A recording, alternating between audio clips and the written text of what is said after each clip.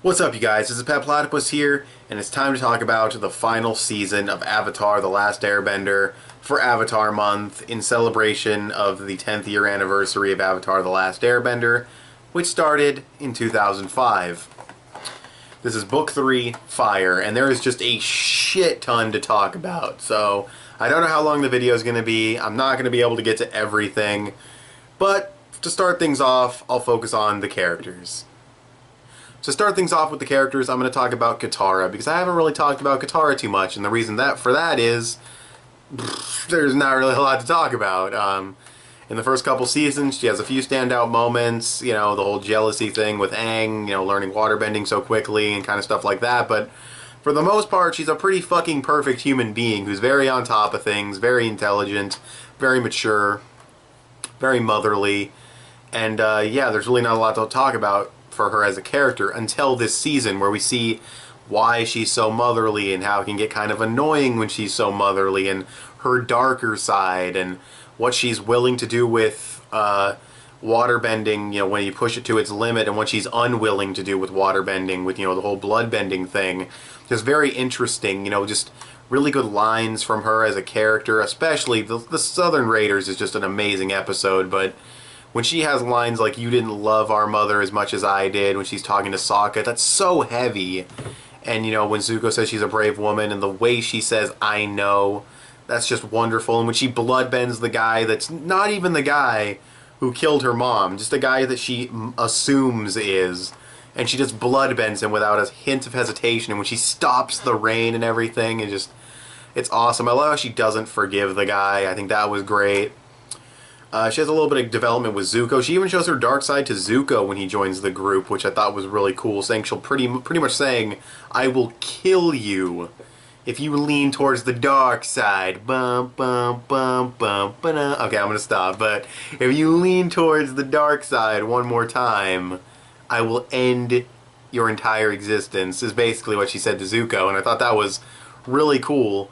Then we have Sokka, who he goes through development as well. He kind of has to become a leader during the Day of Black Sun invasion, and some stuff with the boiling rock, and reuniting with Suki and wanting to find his dad, and the whole stuff with learning how to use a sword. But it's not as interesting as Katara's development. And their development throughout the whole series as brother and sister, and their chemistry together has always been great. Sokka saying things like, "I don't even remember my mom's face," another very, very heavy dramatic line of dialogue, and the way he sees Katara as like the motherly figure. That was great. Good, chemistry between the two characters, but Sokka individually, like I said, good development, becoming a leader and all of that, but just not as quite as interesting. He's already the idea guy and the boomerang guy. Does he really need to learn how to use a sword to keep up with everybody? I thought that was kind of weird, but it's whatever. Not too big of a deal. Then we have Aang. Well, actually, no. First I'll talk about Toph, because Toph kind of gets shafted this season. She's really kind of just mainly her same comedic self. She's continuing to do metal bending and getting better at metal bending from, a combat standpoint, but she's really just kind of still, regular Toph. She gets a little bit of development in the Runaway episode, but nothing major. Even her little, life-changing field trip with Zuko, which they make fun of, that didn't really go anywhere. So, she kind of gets shafted on development, but she's still a great character nonetheless. Then we have Aang. Opening episode, when he says, "I need to regain my honor," and it fades into Zuko in the transition. That was so good, because he lost at Ba Sing Se, and it hurt his pride, and he's pissed, and he wants to do this alone, and he doesn't want anyone else to get hurt. And he's like, "I need to regain my honor." I thought that was a great line for him to say. I thought that was the perfect way to sum it up. Perfect way to sum up the duality between him and Zuko. And yeah, just throughout the whole season, he's just really well developed. The stuff with him not wanting to kill the Fire Lord, and it was kind of comedic, but him stressing out before the Day of Black Sun, and how upset he is that he failed on the Day of Black Sun, and how he kind of shrugs it off a little bit in the following episode. Just really cool. I love seeing him try to influence the youth of the Fire Nation. I thought that was really cool, even if it was kind of cheesy. The Firebending Masters episode I thought was good. But yeah, let's see, and his relationship with Zuko and everything. And now I guess I'll talk about Azula. Her development in the season's very good, and it really starts around the Boiling Rock episode where Ty Lee and May betray her, and she's so hurt and betrayed, and she just starts to break down mentally, and she's just banishing everybody, and her hair's messy, her makeup's messed up. She's just kind of scary because she's already a horrifyingly psychotic woman, but she's always cool and calculated and calm, and now she's just freaking out and having visions of her mom and having conversations with her mom and the things they say to each other. It's just really dark and dramatic, and her final fight with Zuko is great, and just seeing her deteriorate like that is just awesome. I thought that was fantastically done. Great voice work by her voice actress. So yeah, that's Azula's development. And then we have Uncle Iroh, who doesn't really develop, but we kind of see more of the White Lotus stuff. We see him not talking to Zuko. We see him reuniting with Zuko. I don't know if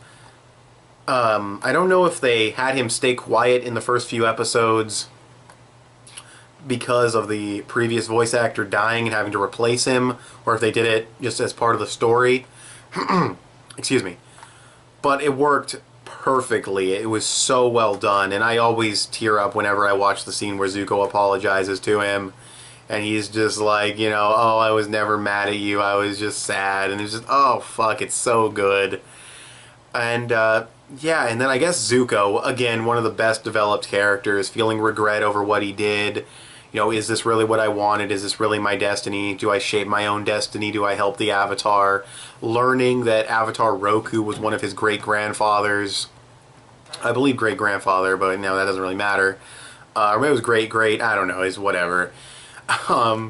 Learning that Avatar Roku has relation to Zuko and how it's his destiny to help the Avatar, and confronting his father and saying, you're a shitty dad, and I'm out of here, and Uncle Iroh is 1,000 times better than you, and fucking I'm gonna help the Avatar and fuck off, and that was great.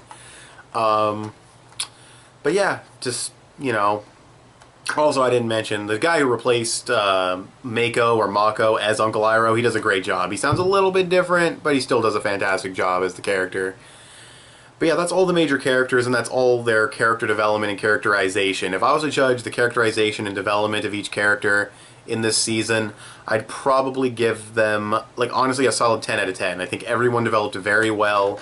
I thought they all went through good little character arcs, especially Katara, especially Zuko, especially Azula are the standouts, and then Aang, also kind of standout, I suppose, but not quite as much. Aang wasn't really fully, changed as a character, but he kind of had a lot of his ideals and a lot of things put on his plate that he had to deal with, and kind of a lot of things to be responsible for. And I love, the whole not wanting to kill the Fire Lord, and, having to learn the energy bending and everything. That was all great, too. Fantastic, even. But those are the characters. So now I guess I'll talk about the plot.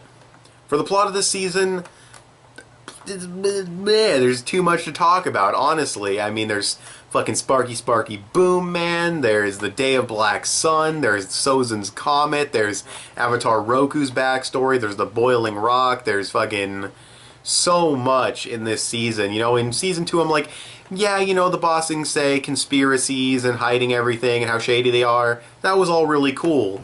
I kind of have to go a little bit more in depth with some of this stuff to really talk about it, and that's why the video will just be way too long if I do. But the invasion that they've been building up since the middle of season 2, it was awesome seeing all those characters come back.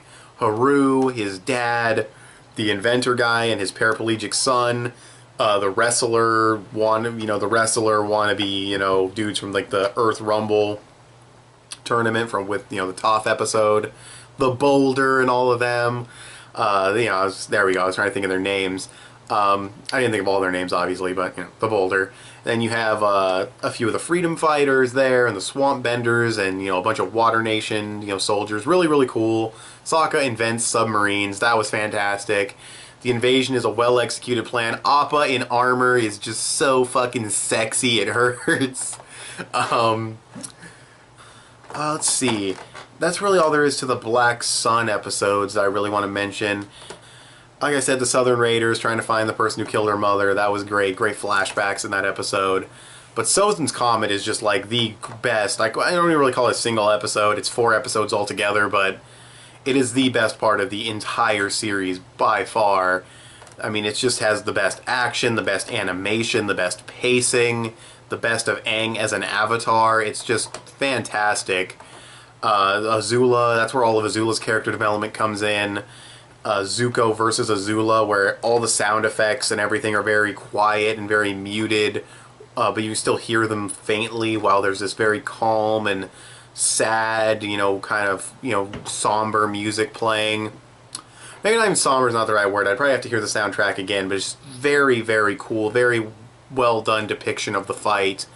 Very different from Aang versus Ozai, which is very big and bombastic and loud and badass, and Aang goes into the Avatar state and grabs him by the beard, and that was all just super epic. And then the ending with the taking away of the bending and Aang having to do what no one said was possible and find a way other than killing him to finish things off. And great, the invasion of Ba Sing Se by the White Lotus was all very fun. And Sokka and Suki and Toph's invasion of the airships, and that was very funny too, with the birthday celebration and the fact and the fact that that plan actually worked was so funny. But yeah, Sozin's Comet, some of the best in the series. Just a great finale. I love the ending when they say, there's a lot to rebuild. The nations are very divided, but we'll work together to fix this. It's not just a happy, neat little bow ending. There's still work to be done, but it's a conclusion to this part of the story, this part of their world. And, yeah, I love other things like, they're not so willing to accept Zuko into the group. They're very against him, like I said, I think I said, Katara's like, I will kill you if you, I did say, yeah, she'll kill him if he, turns to the dark side again. And I loved the firebending masters. I loved, the badger moles and how Toph learned from them, and how the sky bison were the original airbenders. They kind of go into that philosophy and that history. I was kind of sucks that we didn't see the Guru again. I thought he was a really cool character. It would have been cool if Aang had gone to him for advice on, killing the Fire Lord. That would have been interesting, but, whatever. Kind of a nitpick. And the biggest weakness of the season is Sparky Boom Man. He has a cool design, he has cool bending, but he's really like a plot device. He's just kind of there when the episode needs some action. He kind of chases them around, they run from him. He never talks, so he really has no characterization or development.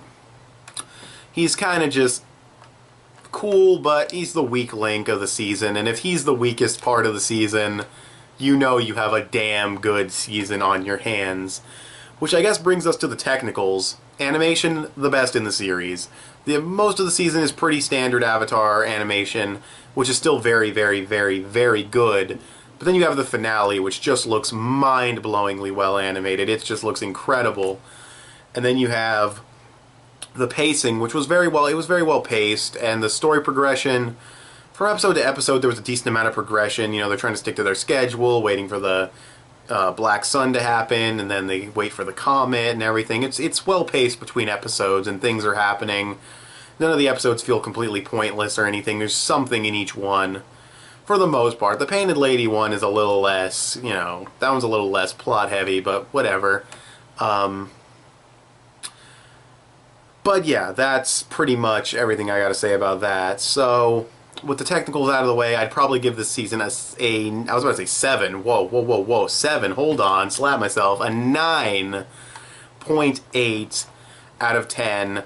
And, let's see, with a 7.5 for the first season, and like a 9.5 to 9.8 for the second season, and this season getting a solid 9.8 to a 10. Yeah, to a 10, I'd say, yeah. I give the entire series as a whole an 11 out of 10. It's my number 3 or number 4, tied with Full Metal Alchemist as my absolute favorite anime series / manga series. It's not a manga, but, Yeah, definitely high up there. Definitely love the series. Might be slightly above Full Metal Alchemist, but Full Metal Alchemist is so fucking damn good. It's really hard to choose, so they're kind of tied in like the 4th place, 3rd place spot. But yeah. Love the series. It's an 11 out of 10 series. It has great philosophy, great creativity, great characters, great animation, great action. great humor, just everything about the series is so on point. There's very few things to dislike. It has arguably no bad episodes aside from like the Great Divide. It's just a fantastic series, and it's not over. A lot of people would think, yeah, the series started 2005, ended in like 2007 or 2008, has 61 episodes, and that's it. But no, there's comics, and when you really think about it, the comics are canon, I believe, and they're written by the show's creators. They continue the story, and they're still going to this day, and I thought to myself, wow, this series that I've always loved is kind of still going, and there's still more of it that I can experience through the comics, and that's really what kind of inspired Avatar Month. I wanted to review the comics, I wanted to read them and talk about them, and I was like, you know what, I've been rewatching the series with a friend, it just so happens to be the 10th anniversary year of the series, I'm going to do Avatar Month, so yeah, I can't wait to dive into the comics next. I've only read The Promise Part 1, and I liked it, but I got some things to say. There's some things that were a little iffy. Not too big of a deal, but they're, you know, worthy of a review. So I'll be going through each of the comics. I'll be talking about The Legend of Korra. But for now, the first phase of Avatar Month is done. Had kind of a hectic week of June. I didn't get these out as fast as I wanted to, but there you go. This is my review for Season 3, and now we'll dive into the comics, followed by The Legend of Korra, and a couple other little miscellaneous things I got to review for Avatar Month as well. So, an 11 out of 10 for the entire series, and a 9.8 for Season 3 in particular. Thanks for watching this video. Tell me what you guys think of Avatar: The Last Airbender Book 3 Fire in the comments below. Tell me what you guys think of the entire first series of Avatar: The Last Airbender Books 1, 2, and 3. If there's anything you thought I should have mentioned, mention it in below, and we'll, you know, talk back and forth or whatever. And, yeah. Follow me on Instagram if you would like, rate this video if you liked it, and subscribe if you like what you saw. I will talk to you guys later. Bye.